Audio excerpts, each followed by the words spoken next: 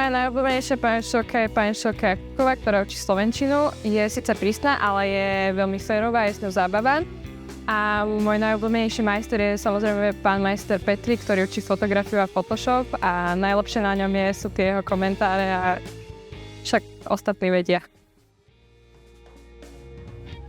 No, musím povedať, že je celkom výborná. Áno, chodia tu elektrické linky číslo 4, 7 a samozrejme je tu aj autobusová zastávka pre autobusy linky číslo 50 a 59 a samozrejme niekedy si zo školy všimnete, že aj tu prechádza vlak, takže to je tiež možnosť.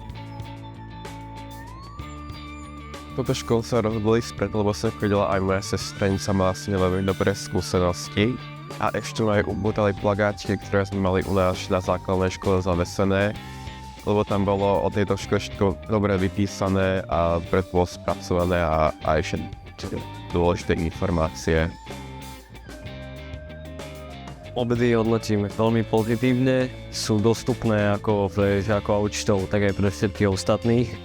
Sú za mňa určite jeden z najlepších v okrese.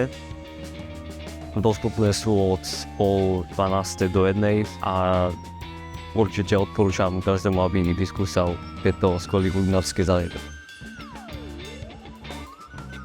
Môj najobľúbenejší predmet je anglický jazyk, nakoľko ho vyučuje pani Žalka Oravcová, ktorá je jediná učiteľka, ktorej vidím do očí bez toho, aby som zdvíhal hlavu. Môj druhý najobľúbenejší predmet je grafický dizajn s pani Žalkou Barbarou Stopkou, nakoľko je to veľmi inšpiratívna, zábavná a milá žena.